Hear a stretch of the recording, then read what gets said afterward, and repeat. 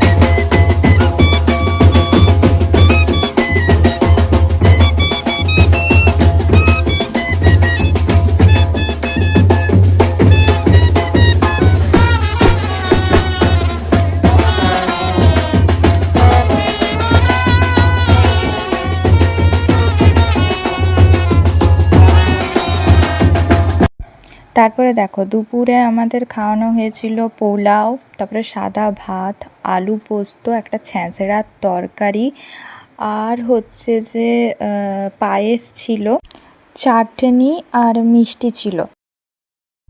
তো ভিডিওটা ভালো লেগে থাকলে অবশ্যই like, comment, share and subscribe করে দিও।